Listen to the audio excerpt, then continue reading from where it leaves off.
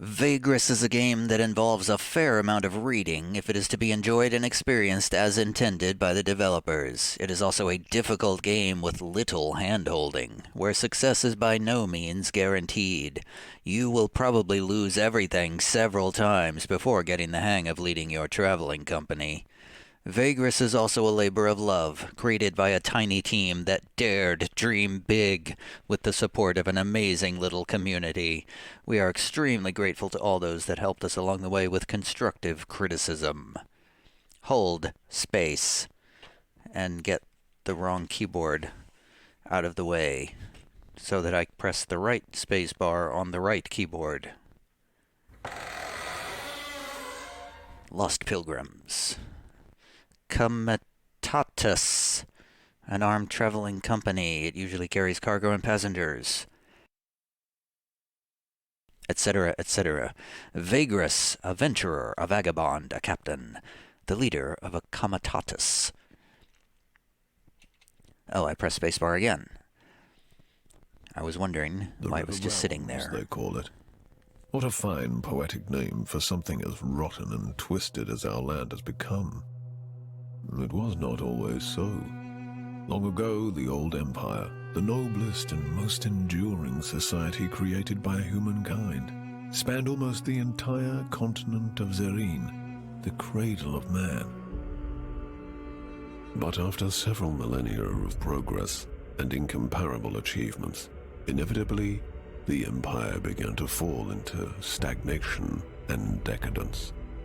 Desperately holding on to their privileges and resisting change while trying to avert the collapse of the realm, the emperor and his theocracy took to measures that were worthy of true despots in cruelty. Subjugating weaker realms, enslaving whole nations, strip mining foreign resources, oppressing imperial citizens, war on several fronts, genocide. Eventually, the gods could no longer tolerate such horrors wrought in their name. Foretold by an abundance of divine omens, they descended upon the empire to right its wrongs. Thus, in a chain of dreadful events that became known as the Calamity, they annihilated the empire in a matter of days.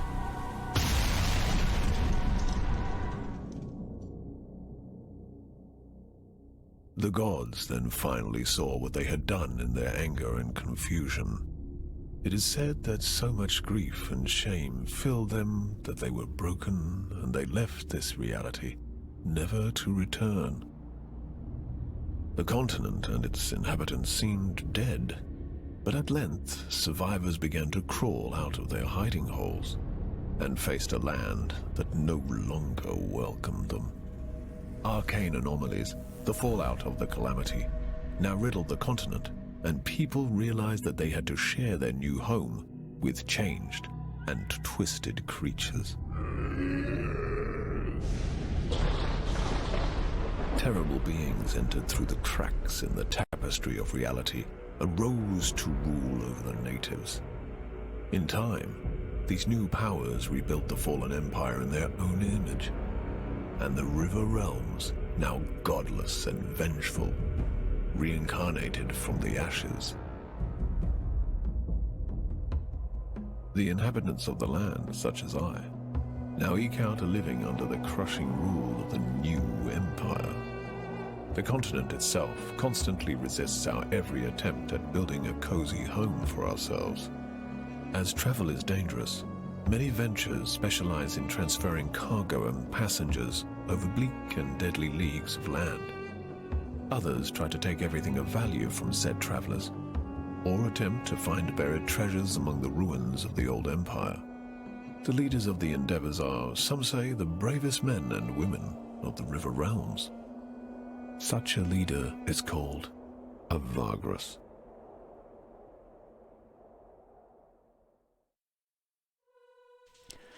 Vagrus, not Vagrus, Vagrus. Well, this is a bleak world. If you run into glitches, issues, or errors, please help us by sending in reports. or contact us on our Discord servers. What's coming next? Faction leaders for the 2 crime syndicates. Currently known issues for 1.0.16, which is apparently the version we're doing.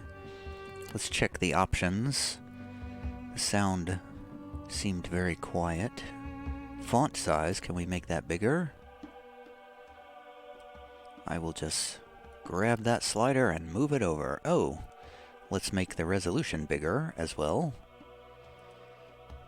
Windowed full screen, can we do 25? Huh. Usually when they do windowed full screen, I can do 2560 by 1440, but I can't for some reason.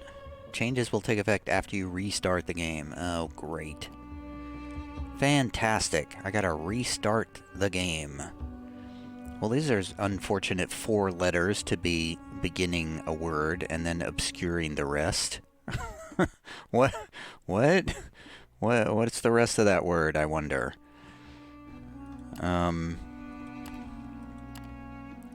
Master volume is very quiet, I see. Perhaps I should make that louder.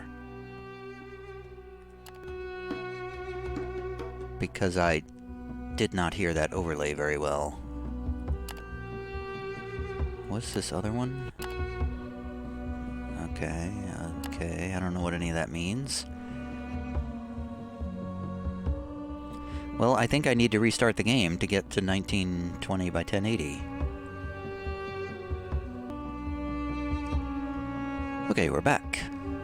And it looks exactly the same. Did it actually change the resolution? Yeah, it did. Alright, let's start a new game. Wasteland mode or dissonance mode? Dissonance mode is probably...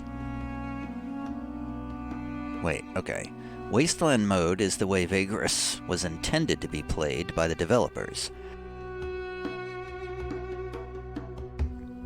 The setting is cruel, harsh, unforgiving place, and so the game will not pull any punches. Expect a steep difficulty curve and little to no handholding. Save often because you will probably run into dead ends and deaths from time to time. Or dissonance mode. This game mode is tailored more towards a narrative experience. Combat management and almost all other aspects of gameplay are less challenging. The result is a smoother difficulty at the cost of alignment with the setting, causing a certain dissonance. Achievements are turned off in this mode. Oh. Okay, I just have to click on it, and there we go. Nothing beside remains, round the decay of that colossal wreck, boundless and bare, the lone and level sands stretch far away. From Ozymandias by Percy Shelley. Percy, word I've never seen before, Shelley. Ah, yes. A Vagrus. What a profession. Daring and savvy, always watching the horizon, always looking for an opportunity, and of course, for what is best for his comitatus, eh? And you are a Vagrus too, are you not? Many of your kind have I seen in my long life as a vagabond. Care to listen to a story about your exquisite occupation, good master? It is a tale of woe and terror, but it is also a tale that is true, as I have seen it with mine own eyes. Tell us your tale, old man. It'll at least help kill the time. Wise you are, good master. My tale is of a Vagrus such as yourself, but one whose fate was cursed and wrought with ill fortune. It all happened a long time ago. 10 years, maybe more. I was but a passenger, travelling rough roads and forgotten ways with this comitatus, south along the feet of the great mountains of the west. I'm assuming this is a tutorial of some kind. This comitatus I speak of had fallen under hard times. Perhaps it was due to imperial harassment or unfortunate decisions, or simply bad luck. Hierophants, saint of roads, does not always smile on us mere mortals. But however it came to pass, their coin was drying up, and their opportunities seemed few and far between. One of the last chances their Vagrus saw was to travel to the remote town of Scrapheap and spend their remaining funds to stock up on cheap scrap metal. This metal could be sold for great profit over in the east and south. It wasn't a bad plan, truly, but it was not without risks either. Welcome to Pilgrims of the Wasteland, a standalone story of Vagrus, the Riven Realms. It serves as an introduction to the setting and also as a tutorial to the game. It behooves you to read the tutorial text and follow the instructions to gain a better understanding of how the game works. We've been warned repeatedly that this game is difficult and doesn't hold our hands, and so far we've seen a story mode and a tutorial. So I have to believe that they released the game without this stuff, and then they got a lot of feedback that said, hey, it's too hard, fix that. And then they fixed it.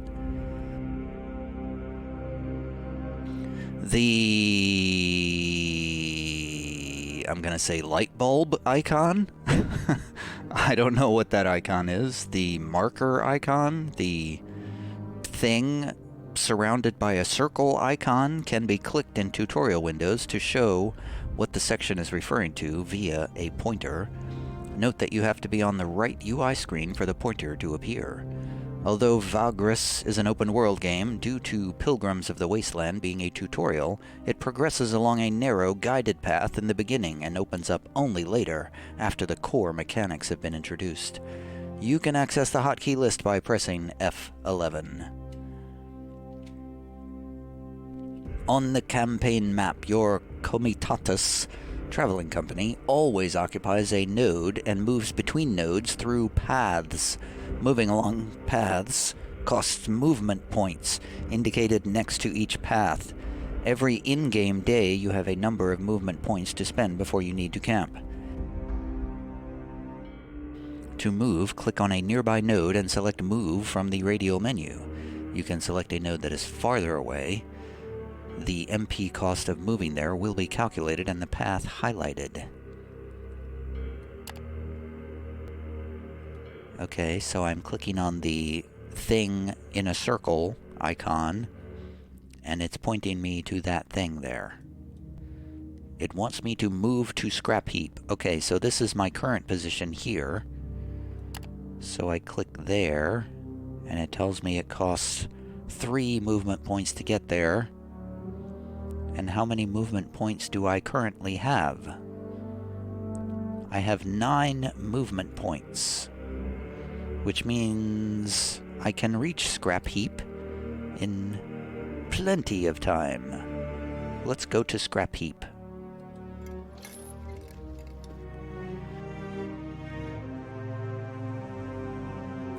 Most of the story is presented through interactive text called events. Events let you make different choices at each step. Some choices can have a number of consequences, while others have various dependencies. Dependencies mean that you can only pick a certain choice if you have the right prerequisite. Skills, perks, characters, and so on. To select a choice, click on it or use 1 through 9 to select the one you like. Navigate this event to its end. Alright, this text is bigger. So, wow, this is a very text-based game. Which is bad for me, because my eyesight is not that great. Having gone ahead of the column with a handful of scouts, you watch from afar as your comitatus slowly trudges along broken terrain, making its way south ponderously among dormant geysers. All around you, the hills smolder lazily in the perpetual twilight. "Are you all right?" Javik's voice resonates with sympathy as he appears next to you on the ridge. You nod slowly, but do not look at him, your gaze lost in the distance, where ash cloaks the horizon, and the towering mountains to the south and west. Your turn. You turn to your Comus and note his supportive smile. You and Javik have been traveling the realms together for years now. There is no person in the world you trust more than him, except, perhaps, yourself. I know you feel that your hands are tied, but like I said before, You made the right choice by leading us here. Wait, that was Javik that said that, I think. I thought that was me saying that, but that was Javik.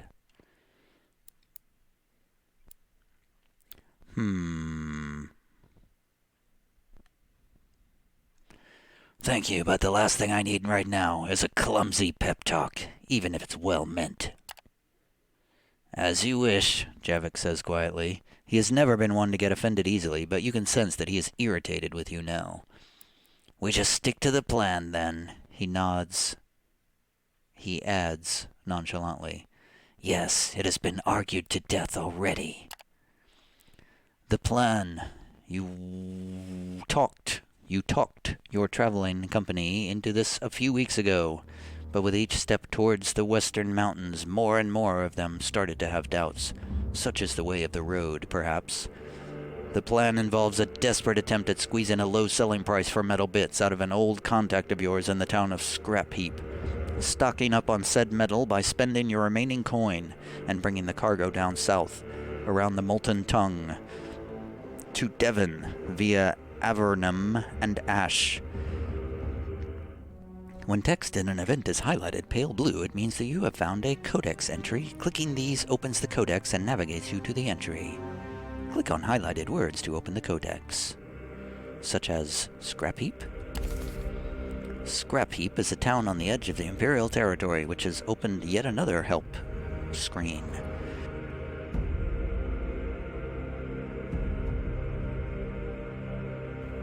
The Codex is a collection of entries you find throughout your travels. Entries contain information about the world and its inhabitants. When you have unread entries, the crystal in the cover of the closed codex emanates light. Okay, this is too much text. There is a shortage of metal in Devon, and you know several buyers who would give a pretty price for your goods if you can only make it there before many others with a similar cargo do. Such contacts are the boon of the long decades spent on the road.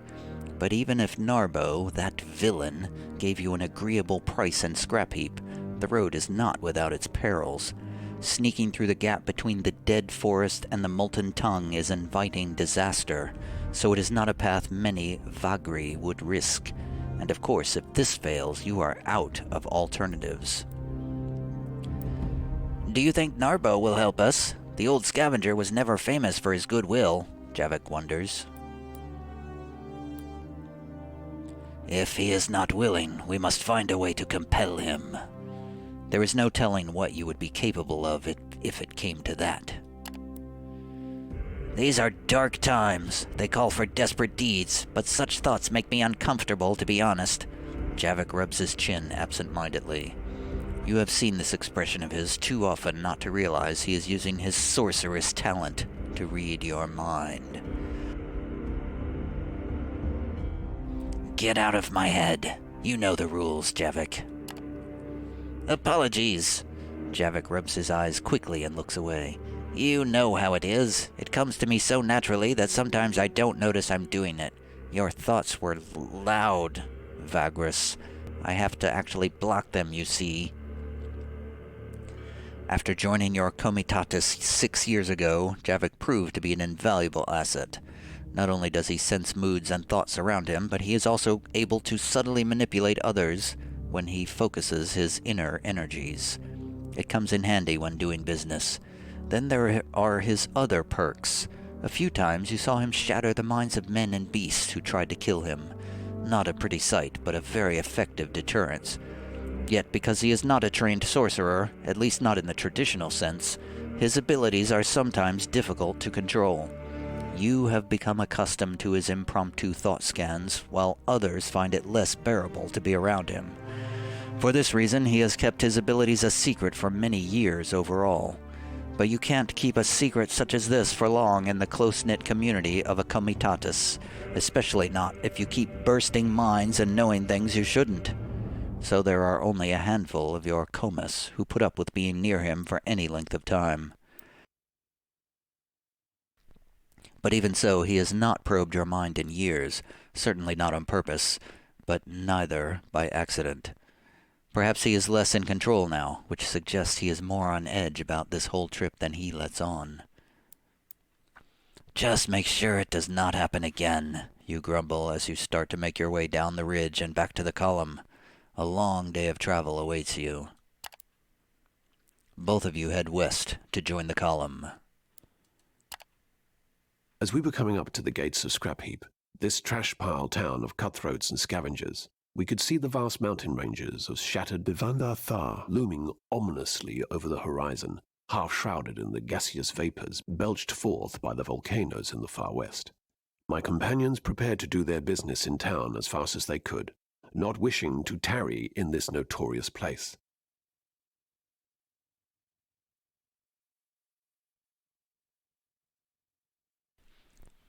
Oh, are we continuing to move?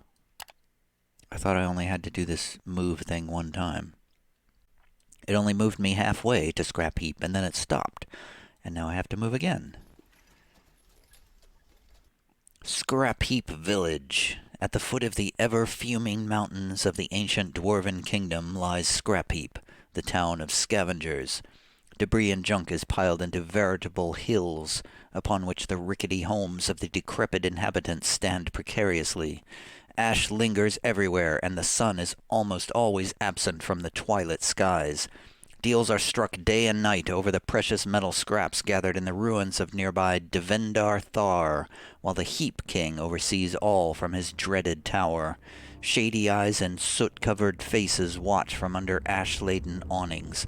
Life is cheaper than iron here, some say. Can I hit escape and go to options and crank the font size all the way to maximum? Track down Narbo. Can he be convinced to help you out?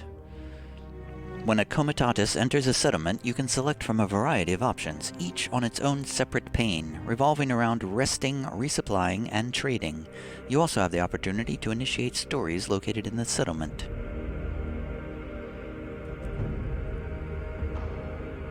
This time, only the story pane is active. Follow the only available story, which is tracking down Narbo.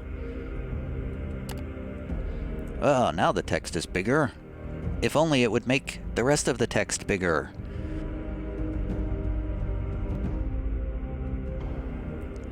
You make your way to the Wraith's Stash, a notorious watering hole tucked away in a small street just beneath the imposing tower of the Heap King, but not quite under its immense shadow.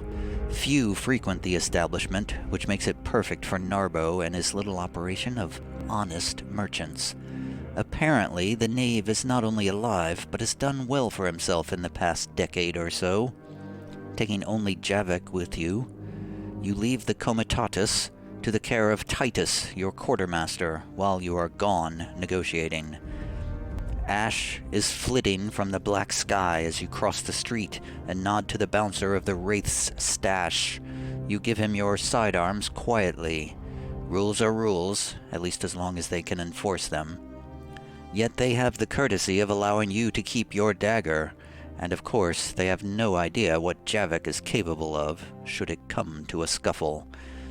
Not that you expect such a thing, but with Narbo one never knows.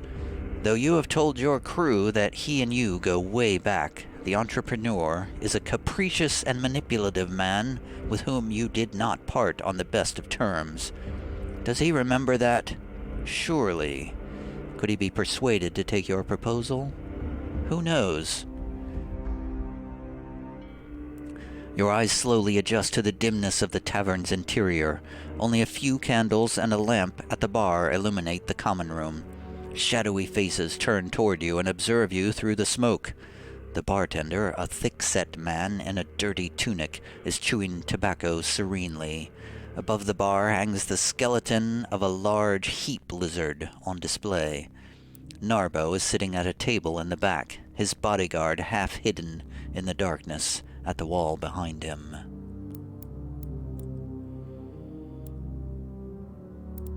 I'm gonna sit at one of the vacant tables.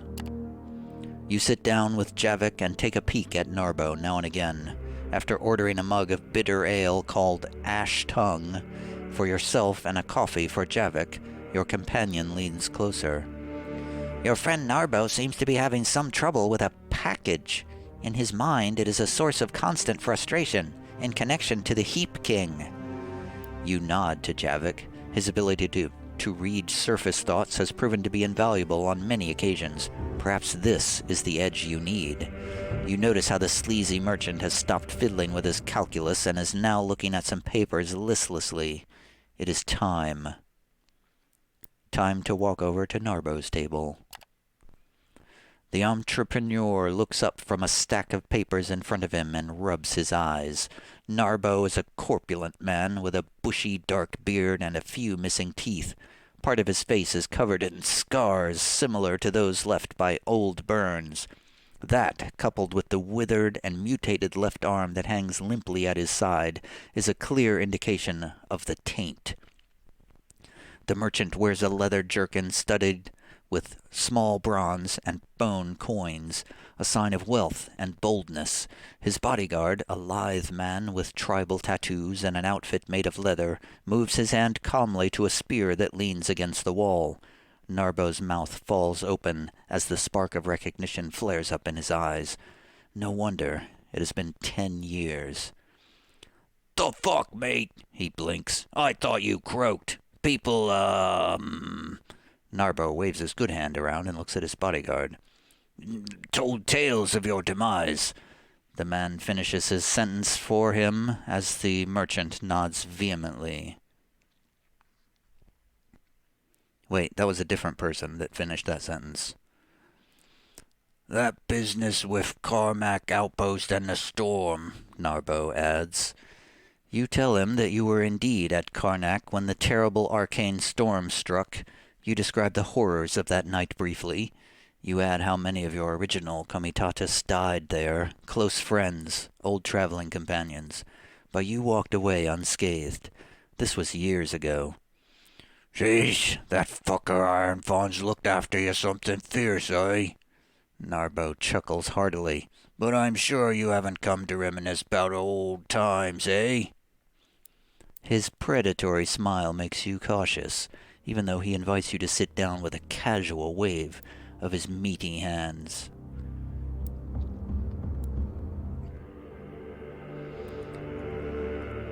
I'm going to remind him that I do not like threats, especially not insinuated ones. Well. Looks like you're still tough as seared shit, and a wee paranoid too. Nobody was making no threats. Narbo flashes a cruel grin. I was merely referring to the way you scrammed the last time we saw each other. There's a long pause as Narbo and his man pierce you with their gazes. You have to say something. Let's get down to business. We've got no time to lose. You tell Narbo to let bygones be bygones. You tell Narbo to let bygones be bygones, and instead listen to what you have to offer now. You got some balls coming here, all business and bold. After a tense moment, his stern expression turns into a toothless smile. I like it. The bodyguard visibly becomes less tense. Narbo opens his arms wide and bows his head. Let's hear it, mate. All right, here's my proposition. You explain to Narbo how you want him to give you a discount on a shipment of metal scraps, which you then would smuggle into Devon through contacts you have in the city's underworld.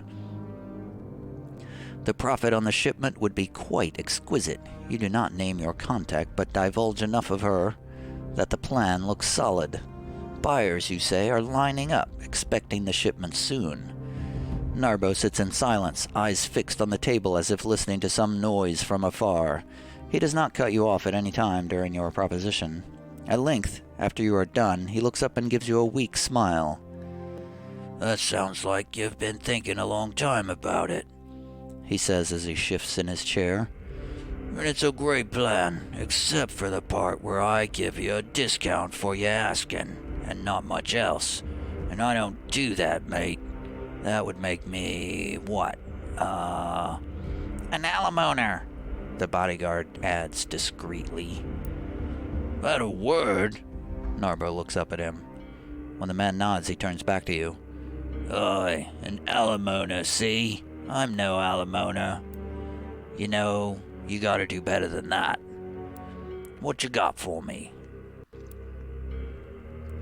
Some choices have dependencies, meaning you can only pick a certain choice if you have the right prerequisite. Perks, companions, resources, journal entries, and so on. Some choices involve tests that can be failed or succeeded with different consequences. Perks, characters, and resources can change the chance of success in tests.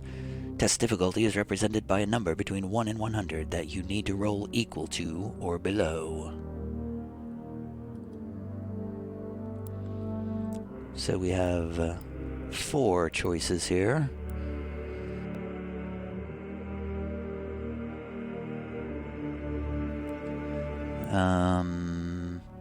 We can be in his debt. We can remind him that we used to make a good team. We can remind him, tell him this is our last chance. Can help him out of a problem he might have. Okay, well, let's just go with the moderate chance of success, because the other ones look like they have no chance of success. We can persuasion plus 15, charismatic plus 6. Alright, Narbo, I'll be in your debt. We can make a tidy profit from this. And I'll owe you a favor.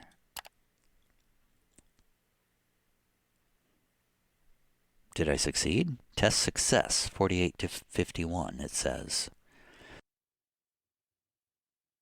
I guess that's a success. Oh, I suppose you don't plan on croaking just so I can't collect on said debt.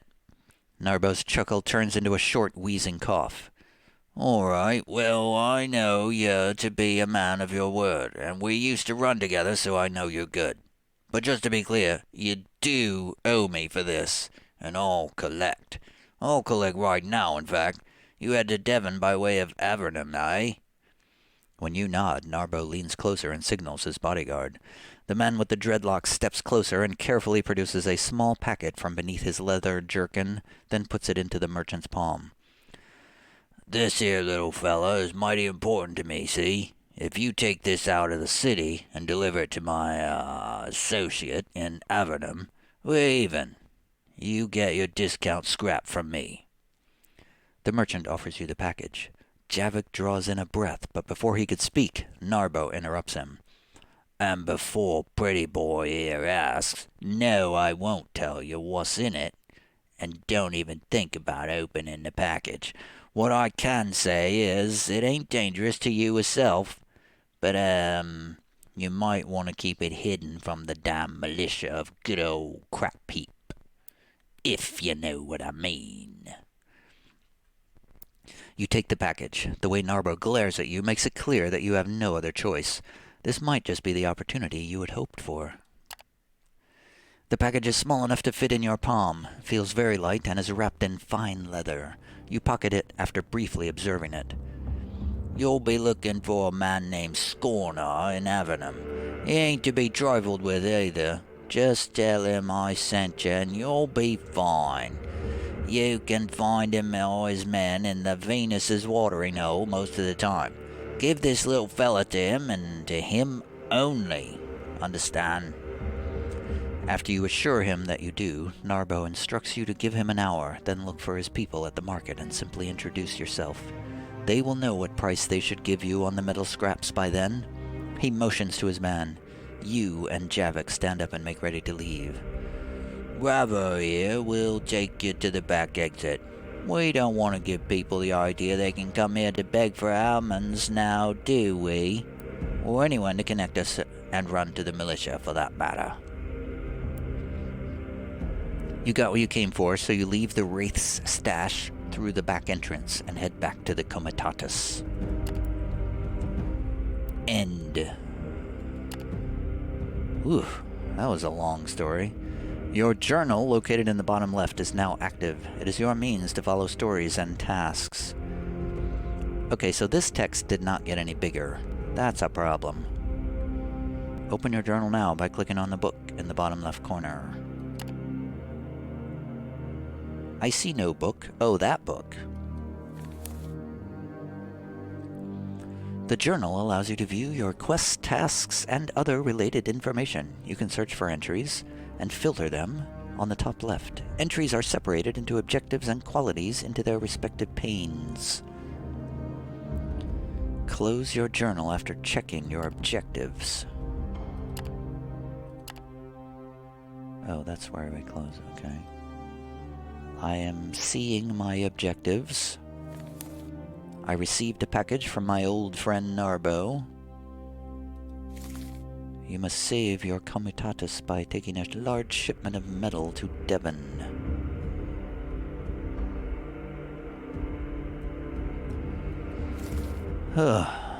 This is a very time-consuming game to play.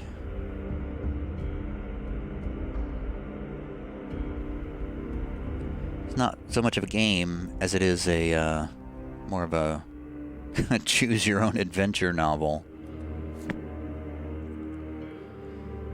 Can we save the game here? I feel like it's time to save the game.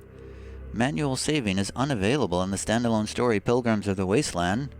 The game saves your progress automatically each time you reach a checkpoint in the story, when leaving a settlement, and also at the start of every new in-game day. Yeah, I don't think I'm gonna keep this game. I'm probably gonna return it, because this is just too much. I can't deal with reading this much text in a game. So this has been Vagrus, the Riven Realms. I like the tone of this story. I just kind of feel like it would be better as a book than as a game, or an audiobook more like, because I don't. It's a lot of work to read all this text. So this has been Vagrus, the Riven Realms. My first look at it. Probably only look at it. It might be cool to watch somebody else play it, if they read the text in a decent way. Find somebody on Twitch that is a decent text reader and just watch them play it. That would probably be more interesting than actually playing it myself. Anyway, that's it.